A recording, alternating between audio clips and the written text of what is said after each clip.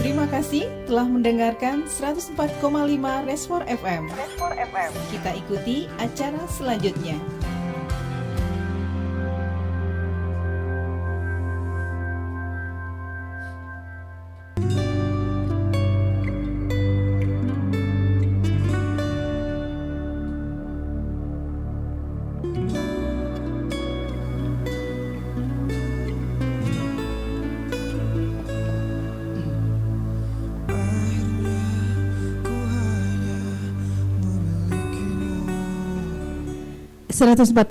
Respor FM. Assalamualaikum warahmatullahi wabarakatuh.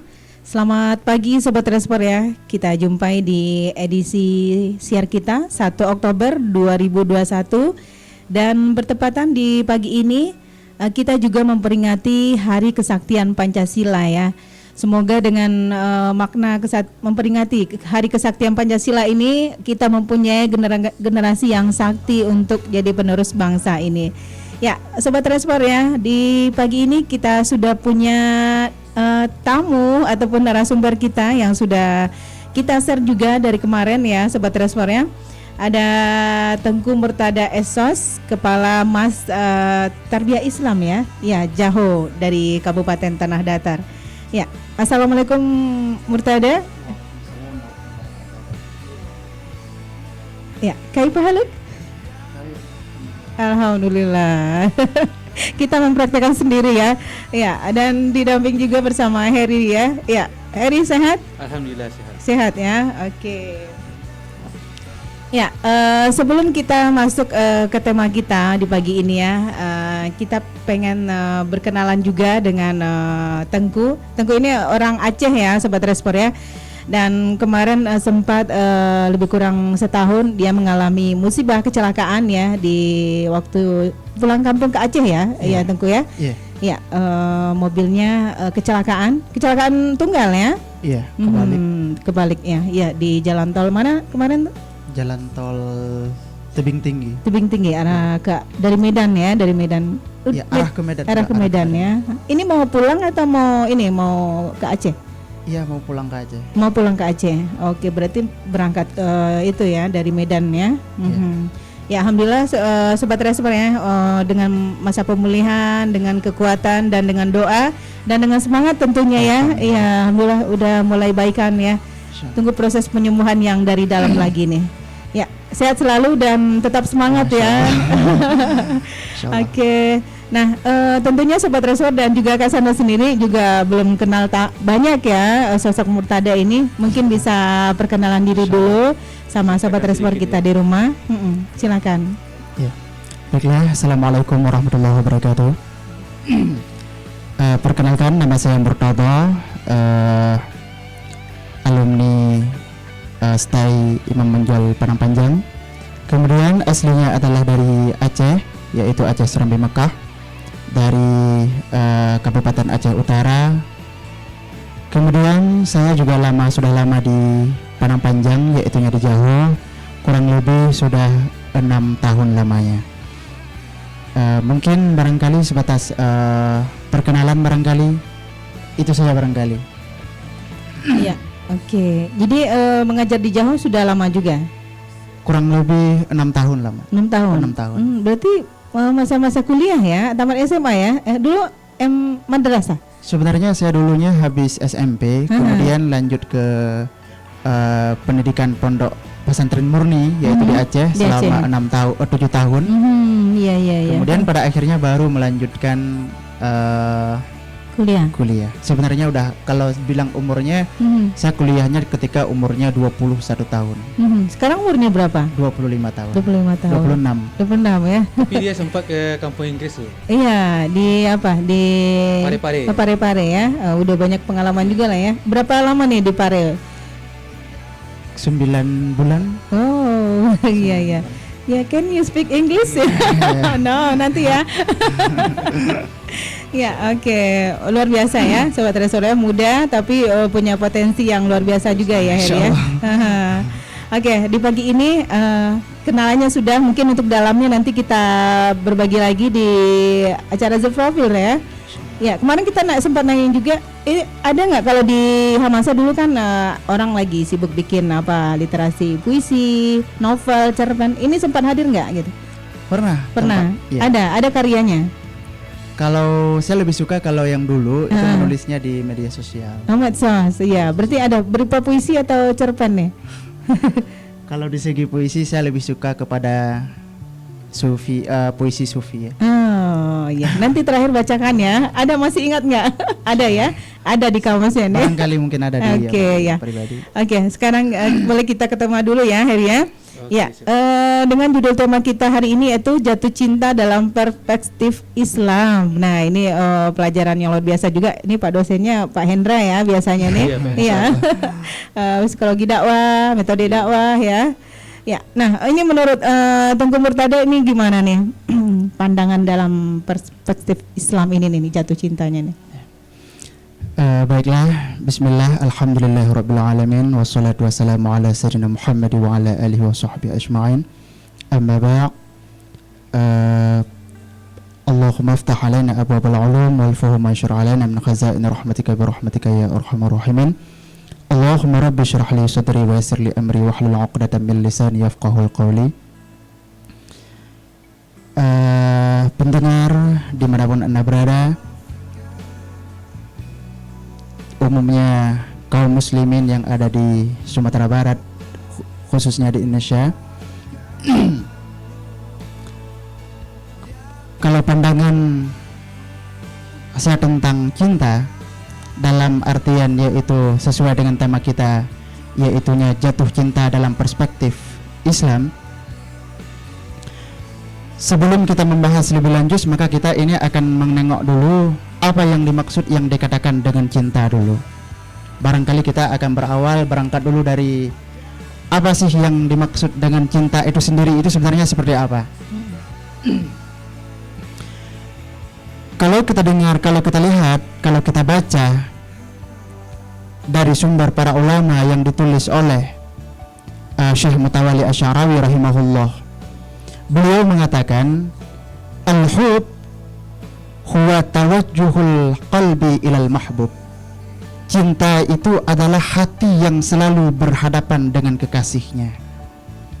Cinta itu adalah merupakan hati seseorang yang dimana selalu berhadapan dengan kekasihnya. Maka orang yang akan kita cintai, maka itu hati kita akan selalu mengenangnya. Begitulah kira-kira Syekh Mutawalli Asy'arawi rahimahullah mendefinisikan cinta itu. Kemudian beliau juga membagikan cinta ini kepada dua. Yang pertama adalah hubbul aqli dan yang kedua adalah hubbul atifah. Sedangkan hubbul aqli adalah di mana cinta itu yang pikirannya selalu memikirkan manfaat daripada cinta. Seperti kita ini mencintai obat. Orang yang pengen makan obat, maka orang itu akhirnya cinta kepada obat bukan karena obat itu sendiri, tetapi di mana obat itu bisa memberikan manfaat kepada tubuh. Maka itu adalah butuh akal yang membutuhkan manfaat daripada obat itu. Tetapi kalau hubbul atifah, kalau cinta hati yang didasari oleh hati atau perasaan, maka cinta itu itulah yang dikatakan dengan cinta buta. Dia tidak peduli kepada manfaatnya, yang jelas dia itu cinta. Apakah obat itu bisa memberikan manfaat atau tidak? Maka kalau sudah cinta, maka dia tetap akan minumnya. Mungkin barangkali kalau kita contohkan kepada pergaulan kita pada hari ini ataupun sistem yang milenialnya anak-anak muda saat ini, barangkali ketika anak muda ini jatuh cinta kepada seseorang, ketika dia menengok perempuan ini cantik kemudian dia baru suka, maka itu termasuk kepada cinta hubbul aqli. Dia ada maunya. Tapi kalau hubbul atifah, maka dia tetap cinta walaupun dia ini cedera. Dia akan cinta walaupun dia tidak baik, walaupun dia ini adalah jahat, tetap dia akan cinta. Dia tidak peduli apapun. Itulah cinta perasaan. Maka pada akhirnya Syekh Mutawalli Asy'arawi rahimahullah membawakan cinta atifah, hubbul atifah ini kepada cinta kepada Allah. Maka pada akhirnya kita inilah Hal inilah yang akan kita bahas pada pagi yang berbahagia ini. Apa yang dimaksud dengan hubbul atifah? Bagaimana yang dikatakan dengan jatuh cinta? Kalau jatuh cinta, kenapa orang mengatakan bahwa cinta ini jatuh cinta? Karena pada dasarnya cinta ini dia itu bukan sesuatu rencana. Kita tidak bisa merencanakan kepada siapa cinta itu akan kita berikan. Kita tidak bisa merencanakan untuk siapa hati kita ini. Makanya kalau Sujowo Tejo, seorang budayawan Indonesia, dia itu mengatakan, silahkan engkau berencana menikah dengan siapapun, tapi engkau tidak bisa merencanakan cintamu untuk siapa. Itu kata Sujowo Tejo seperti itu, barangkali. Para hadirin pendengar yang dirahmati Allah, maka dari cinta tersebut, dari cinta, kata-kata jatuh cinta dalam Islam ini tidak pernah terasing. Jatuh cinta itu bukan hal yang baru yang dipopulerkan oleh anak-anak muda, tetapi jatuh cinta ini adalah merupakan hal yang terkenal di kalangan para sufi. Jatuh cinta ini sering diucapkan oleh orang-orang yang memang sudah ma'rifah, yang sudah dekat dengan Allah. Maka kalau ada orang yang mengatakan jatuh cinta itu adalah hal yang memang dampaknya dianggap negatif, maka logikanya harus diputar balikan. Tapi kalau jatuh cinta tersebut memang jatuh cinta yang berdasarkan iman, maka jatuh cinta inilah yang dulunya dipegang teguh dan dikejar oleh para ulama-ulama sufi terdahulu. Salah satunya kata-kata kalimat jatuh cinta ini sering kita dengar, yaitunya seorang perempuan sufi bernama Rabi'ah Al-Adawiyah. Rabi'ah Al-Adawiyah merupakan seorang janda di mana dia dikenal dengan kesufiannya. Dia juga salah satu sosok perempuan pertama yang memiliki cinta yang luar biasa kepada Allah Subhanahu wa taala. Sehingga dalam puisinya dia itu mengatakan, "Ya Tuhanku, andaikan aku beribadah kepadamu karena takut kepada nerakamu, maka campakkan aku ke dalam nerakamu. Andaikan aku beribadah kepada engkau dan sujud kepada engkau karena mengharapkan surgamu, maka tutuplah rapat-rapat pintu surga itu. Tapi andaikan aku ini sujud dan beribadah kepadamu karena hanya semata-mata cinta dan kasih sayang dan keikhlasanku, maka terimalah cintaku yang aku persembahkan sesuci-sucinya kepadamu ya Rabbku." Maka kalimah cinta ini dari puisi Rabi'ah Al-Adawiyah, maka dapat kita kategorikan bahwa dia itu bukan hal yang memang dianggap sangat negatif, tetapi dampak daripada jatuh cinta ini sebenarnya adalah hal yang sangat positif sekali. Kemudian cinta tersebut sebenarnya adalah merupakan hal yang suci yang Allah berikan kepada setiap manusia, di mana cinta itu tidak ada satu orang pun yang sanggup memeliharakan kesuciannya. Bahkan nyaris orang-orang menodai cinta yang suci ini yang diberikan oleh Allah kepada hambanya. Sehingga pada akhirnya dengan cinta tersebut dia melakukan hal-hal yang tidak disayangkan oleh Allah, yang keinginan dan hasratnya awalnya adalah untuk memperlihatkan betapa indah dan murninya cinta Allah kepadanya. Maka karena dia ini kurang pandai dan kurang teliti di dalam memanfaatkan cinta, maka pada akhirnya dia menjadi orang yang dimurkai dan dibenci oleh kekasihnya. Sehingganya cinta tersebut dalam mazhab kita Syafi'i, dalam akidah ahli sunnah wal jamaah, telah mengakui oleh para ulama bahwa orang yang memendamkan rasa cinta dan rasa rindunya, dan dia menaburkan benih-benih keikhlasan dan menghindar daripada hal-hal yang dilarang oleh Allah, maka andaikan dia itu meninggal, maka Allah akan mencatat kematiannya sebagai orang yang mati syahid. Seandainya ada orang dua sejoli ini merasakan ada benih-benih cinta di hatinya, kemudian kedua orang ini saling memendamkan, tidak nelpon, tidak pula dia WA, tidak pula dia main sosmed, ataupun apalagi dia nelpon, apalagi dia ini sampai ketemuan dan berbicara. Dia menghindar daripada hal yang demikian karena ingin memupuk baikkan cinta, benih cinta yang ada di hatinya. Kemudian ketika rindu, maka dia bawa kerinduan itu kepada Allah. Dia adukan cinta ini kepada Allah, dia bawa kerinduannya, sama-sama dia bawa kerinduannya kepada Allah. Maka andaikan dua orang ini meninggal, belum sempat rahasia cinta hatinya ini terungkap oleh satu sama lain, maka Allah menjanjikan pahala syahid kepada kematian dua sejoli ini. Begitu kira-kira Islam ini tidak pernah menganggap cinta ini buruk. Cuman kita makhluk saja bagaimana kita ini memanfaatkan cinta ini. Kemana cinta harus kita bawakan? Para hadirin sedang pendengar yang dirahmati oleh Allah, maka kalau kita melihat lebih jauh, maka para ulama-ulama sebelumnya telah menafsirkan cinta ini jauh lebih jauh. Imam Al-Ghazali meletakkan posisi mahabbah ataupun cinta ini pada posisi yang paling tinggi dalam tasawuf, dalam kajian tasawufnya. Bahkan sebelum taubat muhasabah, kemudian muraqabah, maka beliau di atasnya Imam Al-Ghazali meletakkan mahabbah, yaitunya akan sampai dia ini kepada puncak cintanya kepada Allah.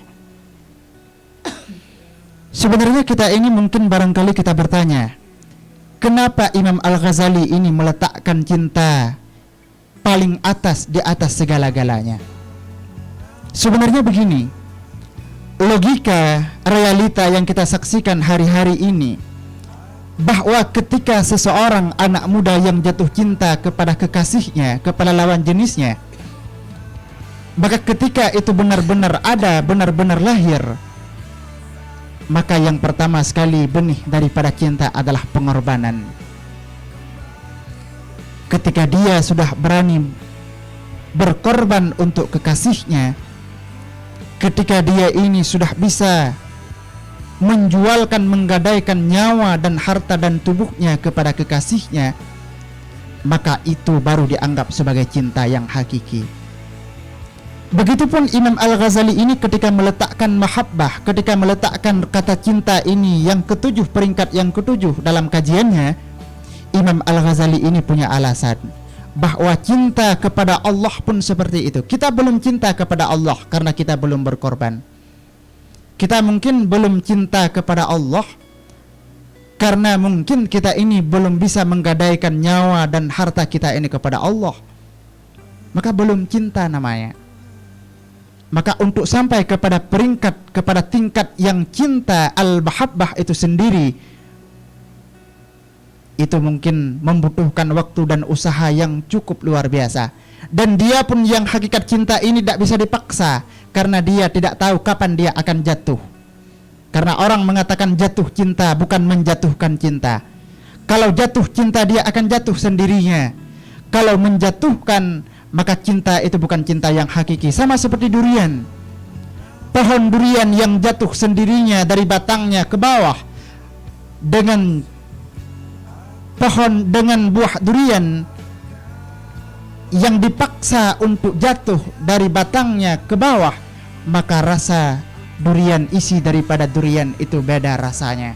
Begitupun cinta yang jatuh dengan sendirinya, dengan cinta yang jatuh karena memang dipaksa untuk mencintai, tentu akan ada perbedaan di segi rasanya. Maka Allah yang Allah tunggukan kepada kita ini bagaimana? Allah sedang menunggu kapan kita ini benar-benar jatuh cinta kepadanya. Rasulullah pun telah menunggu sekian tahun. Rasulullah telah menunggu kapan umat-umatnya ini akan memberikan cintanya kepadanya. Namun sayangnya kita pada hari ini menggadaikan cinta kita ini bukan kepada dua zat tersebut. Mungkin barangkali untuk sementara itu dulu, mungkin barangkali. Sekian. Ya, Tadi masih ada sambungannya setelah ini kan? Masih. Masih. Oke.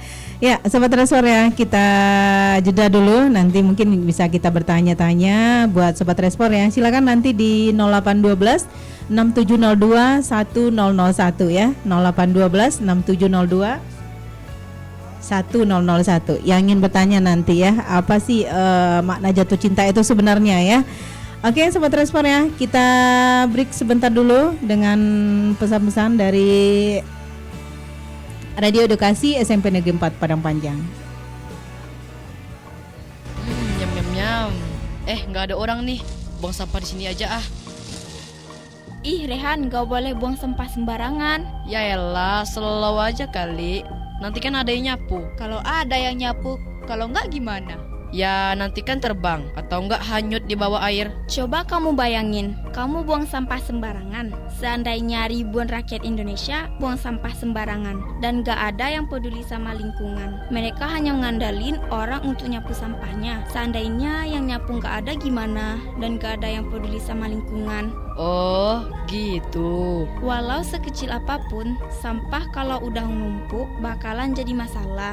Jangan remehkan sampah, karena sampah bisa bikin masalah besar seperti banjir, lingkungan tercemar, dan bau busuk. Dan pasti banyak orang yang terkena penyakit. Contohnya, seperti digigit nyamuk yang bisa mengakibatkan penyakit DBD, malaria, kaki gajah, dan penyakit lainnya. Penyakit itu timbul karena kita sendiri yang gak mau dan terus menanti orang lain untuk membuang sampah. Jadi, tanamilah sikap peduli dan cinta lingkungan supaya lingkungan menjadi bersih dan sehat. Buanglah sampah pada tempatnya ya.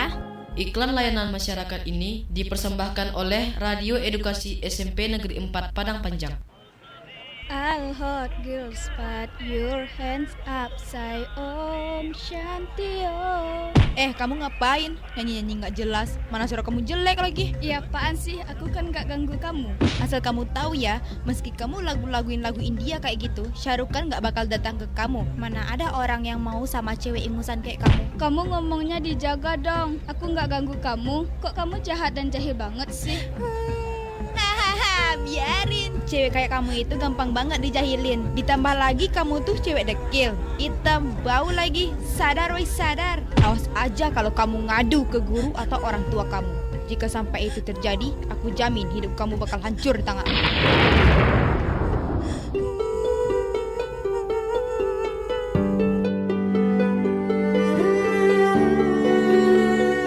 Stop melakukan bully, karena bully berdampak negatif terhadap semua pihak yang terlibat, baik itu terhadap korban, pelaku bully, orang yang menyaksikan, ataupun terhadap lingkungan masyarakat. Iklan layanan masyarakat ini dipersembahkan oleh Radio Edukasi SMP Negeri 4 Padang Panjang.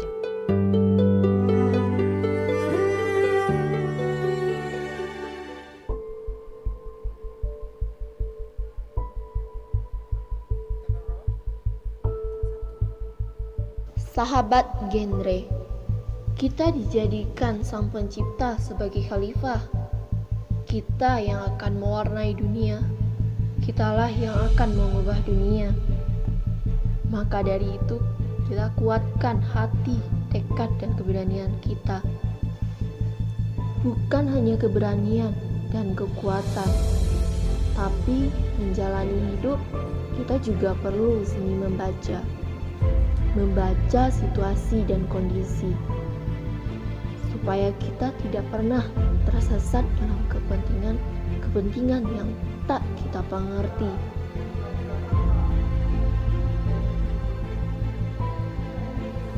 Yang tidak kita mengerti. Kehidupan itu laksana lautan. Orang yang tidak berhati-hati dalam mengayuh perahu, memegang kemudi dan menjaga layar, maka karamlah ia digulung oleh ombak dan gelombang, hilang di tengah samudra yang luas. Tiada akan tercapai olehnya tanah. Hidup tentu tidak akan semulus jalan tol. Hidup tentu tidak akan semulus jalan tol. Jalan mendaki, jalan menurun, harus kita lewati. Selama kita punya Selama kita percaya, pasti kita akan menjadi apa yang kita yakini. We become what we believe. Masa depan di tangan kita. Jangan ragu untuk menggenggam. Dunia hanya bisa digenggam oleh generasi berencana, generasi yang punya motivasi.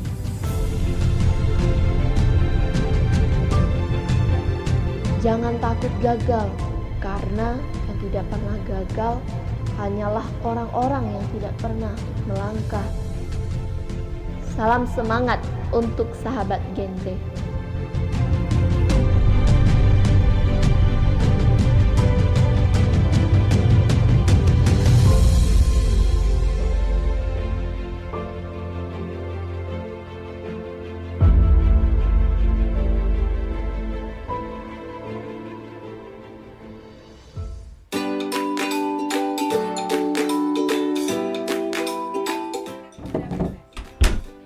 Aduh, siang bolong gini, lampu kok tetap nyala ya? Ragil, tolong dong, lampu lokal dimatikan. Matiin aja sendiri, lagian yang bayar bukan kita. Jangan seperti itu dong. Di sekolah maupun di rumah kita harus tetap hemat energi. Itu upaya kita tentang konservasi energi.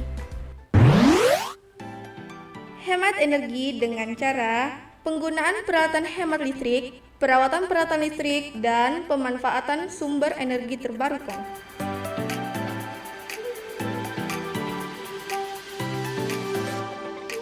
Pesan ini disampaikan oleh Radio Edukasi SMP 4 Parangpanjang.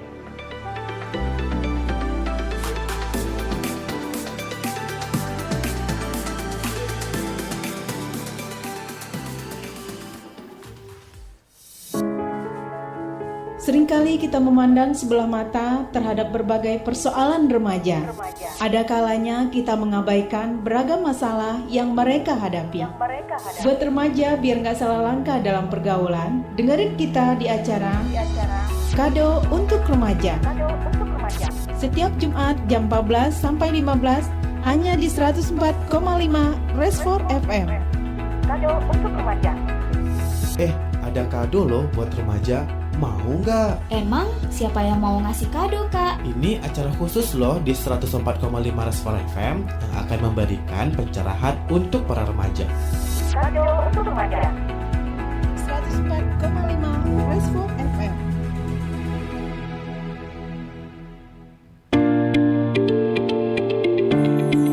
Assalamualaikum warahmatullahi wabarakatuh. Saya Leli Suwarni MPD, Kepala Sekolah SMP Negeri 4 Padang Panjang. Radio adalah alat pemersatu bangsa, satu telinga berjuta suara. Dengarkan selalu 104,5 FM Radio Edukasi SMP 4 Padang Panjang. Radio yang mencerdaskan dan menghibur kita semua. Assalamualaikum warahmatullahi wabarakatuh.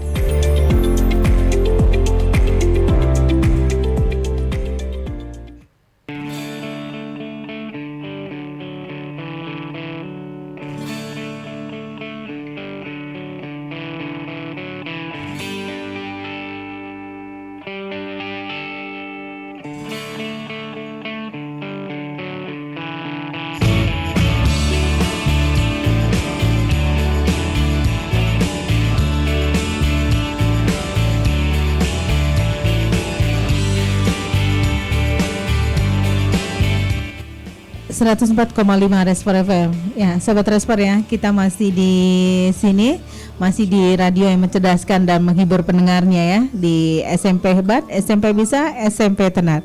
Nah, sobat Resfor, kita masih bersama Tengku Murtada Esos, Kepala Mas TI Jaho Kabupaten Tanah Datar. Ya, tadi kita udah membahas ya tentang tema kita hari ini, jatuh cinta dalam perspektif Islam.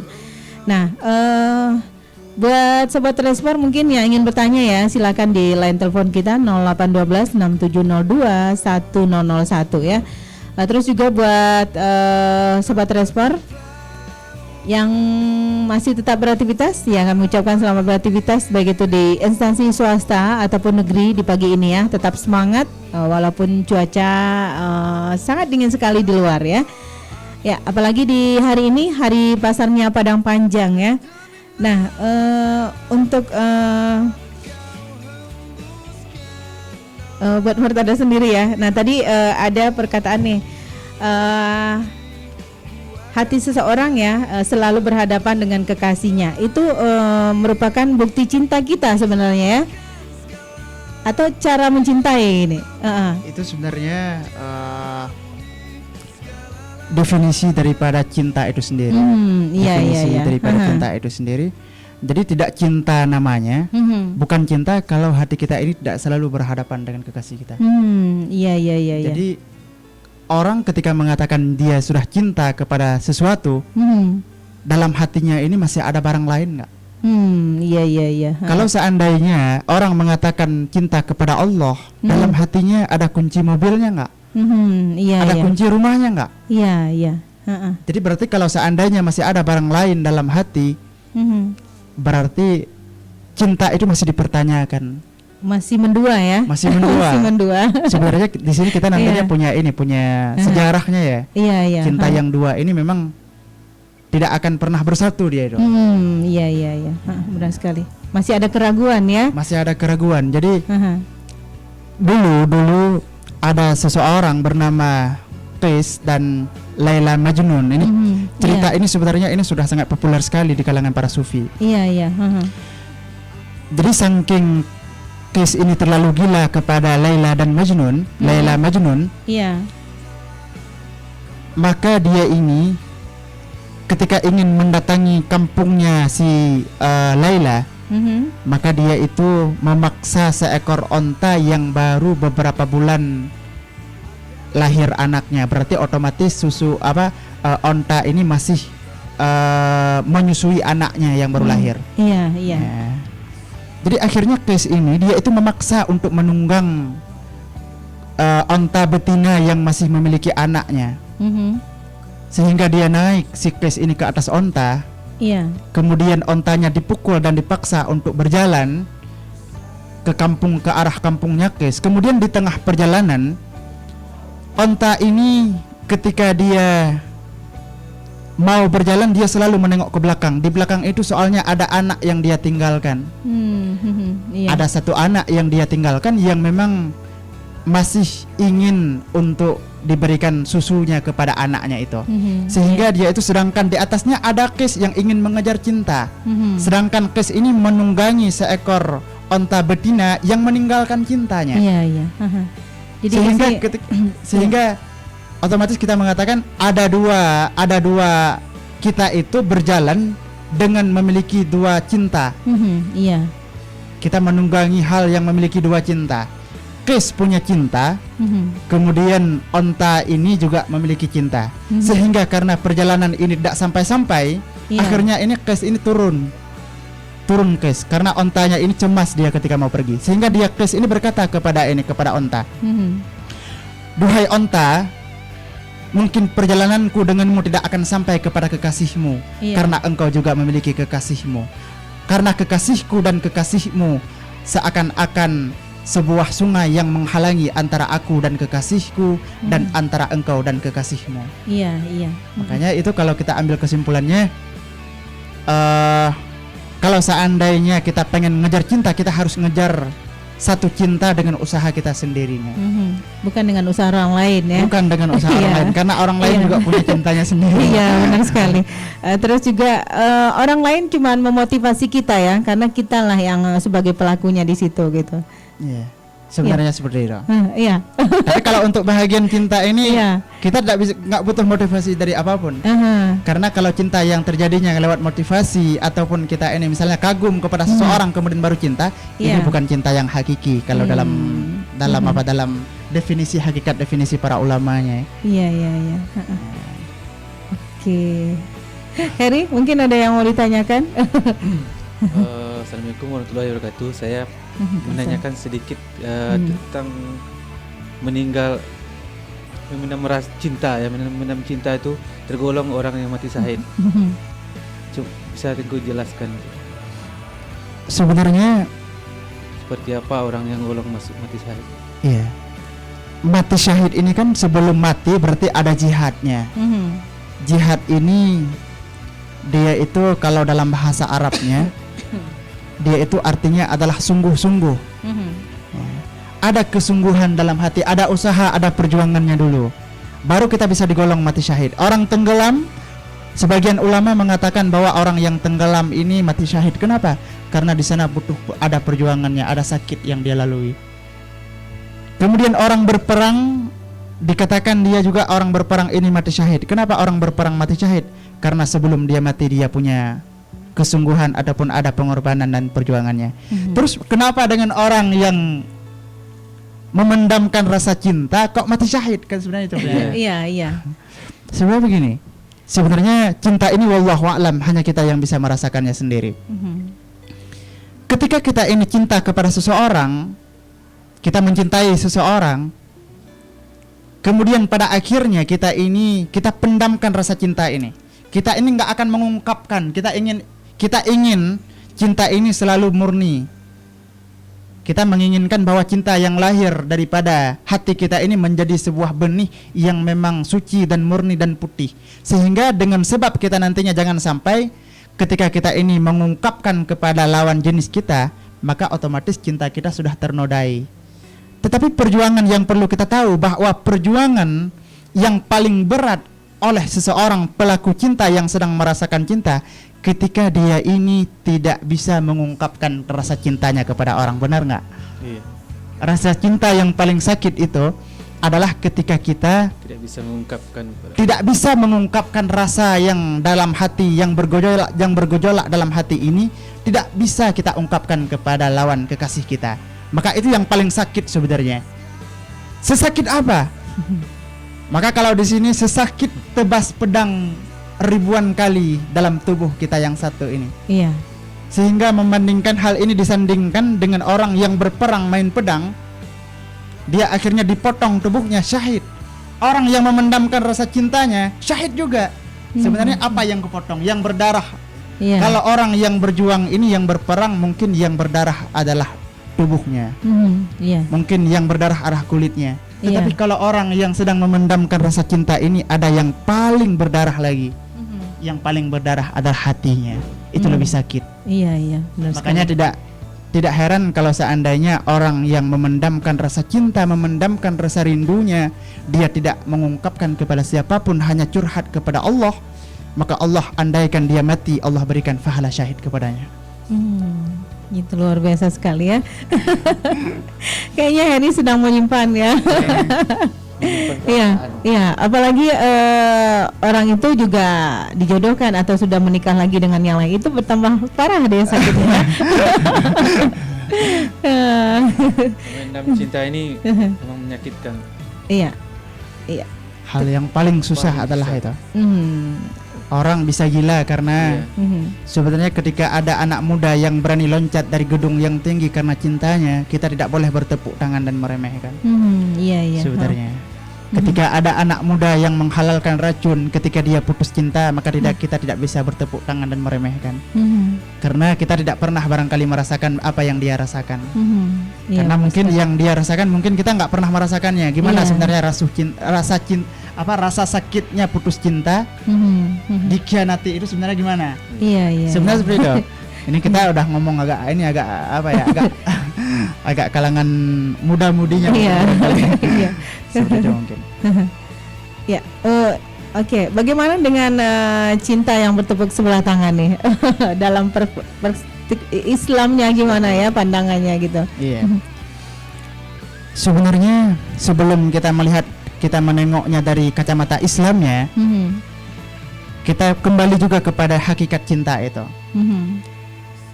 Kalau kata orang mengatakan bahwa cinta ini tidak harus memiliki, benar, itu hakikat cinta. Cinta itu hanya butuh pengorbanan, tidak butuh kita untuk memilikinya. Selama kita mau berkorban, kita udah cinta. Oh, dia itu mau cinta sama kita nggak perlu tahu. Yang penting kita ini sedang merasakan cinta. Jadi kalau cinta yang bertepuk sebelah tangannya itu bagaimana? Kadang-kadang kita ini punya harapan kepadanya, tetapi dia tidak punya harapan, kosong hatinya buat kita. Ya kita ini yang cinta, yang sedang kita merasakan cinta ya kita. Kita tidak bisa pula memaksa orang yang kita cintai untuk mencintai kita, nggak bisa juga. Itu sama seperti durian yang dipaksa jatuh dari batangnya, maka rasanya tidak akan enak. Makanya kalau cinta tidak harus memiliki, itulah hakikat cinta. Kita dalam cinta ini hanya butuh pengorbanan, tidak butuh kita untuk memilikinya. Dalam perspektif Islam ketika kita ini bagaimana? Apakah kita untuk cinta ke Allah Ta'ala, apakah Allah harus cinta kepada kita? Secara tauhidnya, secara akidahnya, ketika kita memberikan cintanya kepada Allah, Allah tidak wajib memberikan cintanya kepada kita. Andaikan Allah wajib memberikan cintanya kepada kita, maka berarti itu sudah menyalahi dengan akidah tauhidnya. Berarti Allah Ta'ala ini mampu diatur oleh makhluknya. Jadi secara akidah itu sebenarnya udah berlainan. Jadi ketika kita mempersembahkan rasa cinta di sepertiga sujud malam kepada Allah, maka Allah benar-benar tidak wajib memberikan rasa cintanya kepada kita. Maka dari itu semuanya, cinta itu nyarisnya bertepuk sebelah tangan. Ya. Barangkali semacam itu. Sekian. Jadi bagaimana engkau mencintaimu karena Allah? kayak judul lagu ya. Judul lagu. Cinta karena Allah ya. Itu kan banyak kalangan anak muda sekarang yang mencintaimu karena Allah, tapi sekarang kan dia nggak tahu kan. Cinta karena Allah ya. Cinta karena Allah ini sebenarnya karena Allah itu gimana ya? Karena Allah, kalau karena Allah berarti ikhlas karena Allah.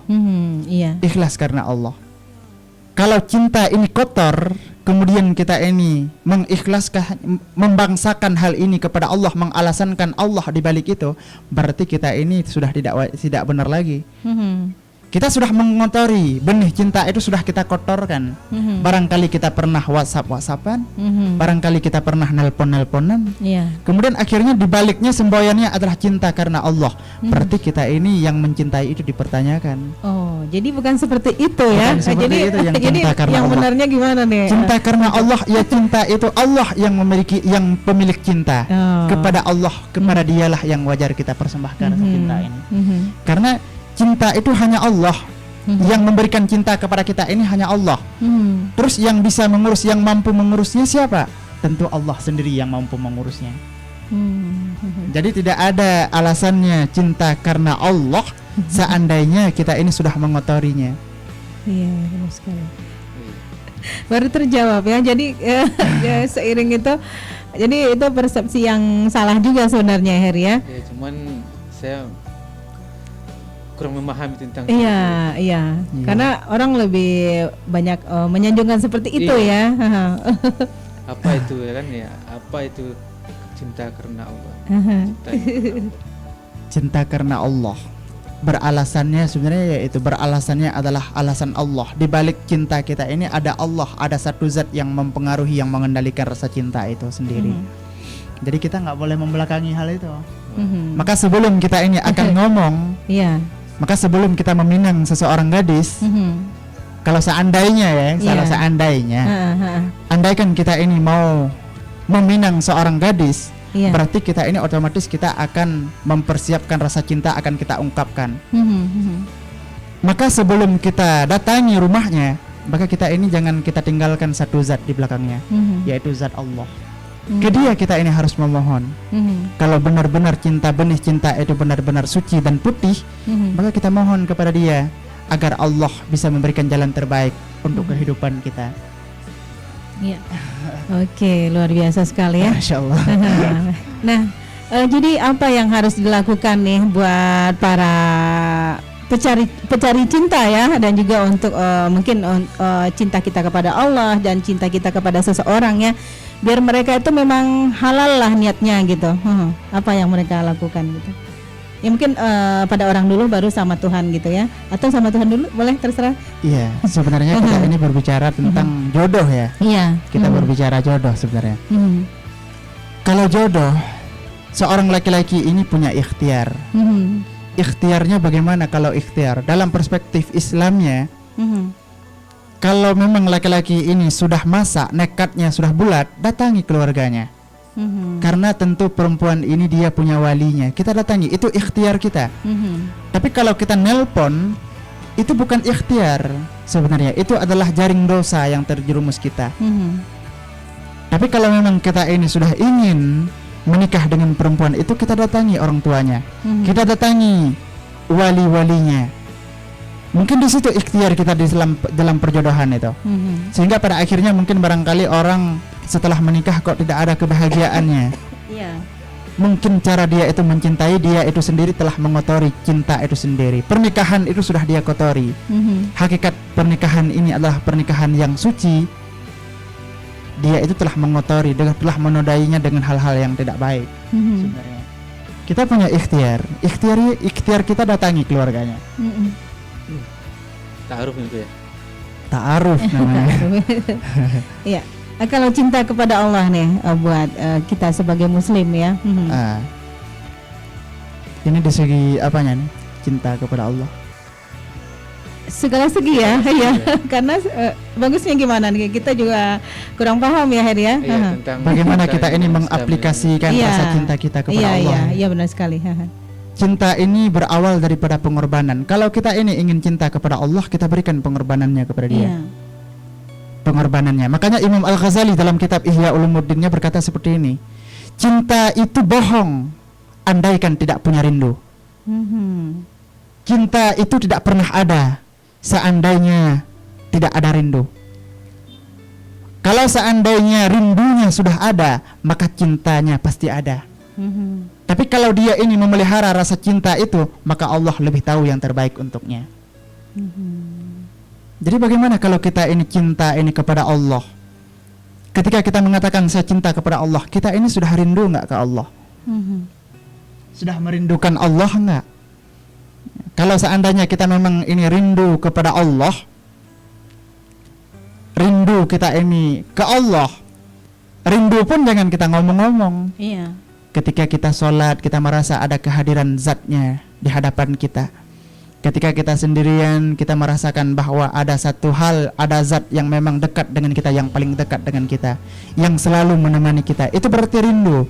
Kalau rindu, sahlah kita mengatakan bahwa kita ini sudah cinta kepada Allah. Cinta kepada Rasulullah pun seperti itu. Kita mengatakan cinta idola kita ini Nabi Muhammad. Sedangkan kita tidak pernah melihat Rasulullah. Kita cinta kepada Allah, kita tidak pernah melihat Allah. Kita hanya melihat pedoman-pedomannya saja. Al-Quran, hadis-hadisnya yang kita baca. Bagaimana kita mencintai hal yang belum pernah kita tengok? Bagaimana kita bisa mencintai hal yang belum pernah kita lihat? Makanya di sini kita ini butuh cinta atifah, hubbul atifah, cinta perasaan. Cinta ini makanya jatuh, dia tidak akan pernah dipaksa untuk jatuh. Jadi cinta kepada Allah, kalau kita ini memang cinta kepada Allah, ya berkorban kepada Allah. Laksanakan apa yang diperintahkannya,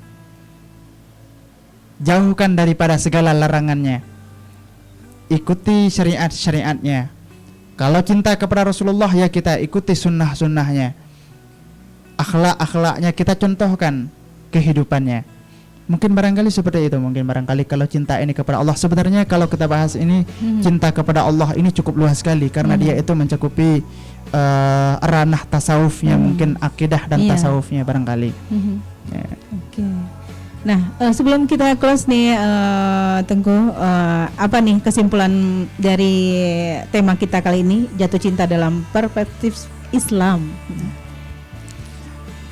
Kalau orang mengatakan jatuh cinta ini hal yang baru, hal yang negatif, maka yang pertama sekali setelah kita mengupas dan mengurai yang tadi, maka kita mungkin semakin jelas bahwa jatuh cinta ini bukan hal yang baru, tapi jatuh cinta ini sudah terdengar jauh-jauh hari di kalangan para sufi. Hal ini sudah diucapkan oleh para sufi sebelumnya. Makanya mungkin barangkali yang pertama sekali yang perlu kita luruskan yaitu arti cinta itu sendiri. Maka jangan pernah kita ini meremehkan ketika ada orang yang menyebutkan kata-kata cinta. Kata cinta itu bukan hal yang sangat negatif dan sangat miring lah definisinya. Tetapi cinta ini suci, tergantung kita sendiri mau kita kemanakan rasa cinta ini sendiri. Mungkin barangkali Dengan rasa cinta ini kita mengharapkan syafaat daripada Rasulullah, pengampunan daripada Allah, dan dengan kasih sayangnya kita akan diberikan ridha-Nya daripada Allah Subhanahu wa taala. Mungkin barangkali mungkin itu cukup meluruskan barangkali. Oke. Udah nih paham? Paham. Iya. Ya, oke sobat Rasul ya, demikian ya pembahasan kami ya di tema kita kali ini, jatuh cinta dalam perspektif Islam. Nah, bersama Tengku Murtada Esos, Kepala Mas TI Jaho Kabupaten Tanah Datar. Ya, terima kasih juga buat Heri yang sudah hadir juga di sini ya. Ya, oke sobat Rasul ya, semoga dengan apa yang telah kita bahas ya, ini bisa menambah ilmu dan wawasan kita untuk lebih meningkatkan cinta kita ya kepada Allah dan mungkin kepada seseorang ya, tentu kalau tidak terlampiaskan ya berarti cinta mati syahid ya kalau dia mati ya. Oke. Ya, ada kutipan tadi juga ya, cinta itu bohong andai tidak ada rindu untuk Allah gitu ya. Itu tadi ya, di kutipannya. Cuma saya agak tertinggal satu lagi tadi ya. Ya. Oke, sebelum penutup kita sudah janji tadi mau membacakan sedikit ya puisi yang telah dibuat ya oleh Tengku Murtada, dan beliau juga penikmat syair sufi ya. Ya, silakan Murtada sebelum kita close nih.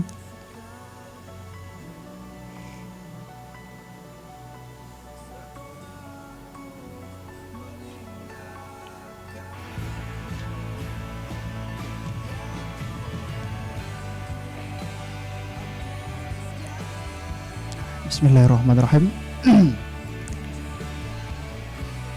Hamba, engkau bahagian dari gema surat-surat Sang Pencipta. Terkadang dikau terlihat hina, namun wujud iman tak menggoda seri wajah jadi buram. Engkau terlihat biasa, tapi panggilanmu kian disebut cemburui alam semesta. Engkau tiada berupa, karena rupa hanya harga dan nilai sementara. Kemewahan tidak berlinang air matamu untuk mencoba. Cacian tidak menjadi alasan dendam engkau mengutuknya. Duhai hamba, engkau adalah pelita di alam yang fana, pun kedap-kedip sinar sang surya di langit yang jingga. Judul puisinya adalah Hamba, Murtada, 29 Januari 2019. Oke, luar biasa ya. Ya, sobat Rasul ya, puisi ini juga menutup kebersamaan kita di pagi ini. Terima kasih buat Murtada, Heri juga sudah hadir dan berbagi di sini ilmunya ya, yang luar biasa. Mudah-mudahan tidak bosan untuk share di 104,5 Respon FM ya. Kami tunggu untuk kedatangan selanjutnya. Ya, salam buat murid-murid di di pondok dan juga buat pimpinan. Ya. Yang lagi ujian ya? Belum. Kapan ujiannya? Mungkin November. Oke, ya. Ya, sobat Respon, kami bertiga mohon pamit ya, dan kami juga mohon maaf mungkin ada penyampaian kami yang kurang pas di tempatnya ya. Mohon maaf buat semuanya. Dan akhir kata dari kami, wassalamualaikum warahmatullahi wabarakatuh.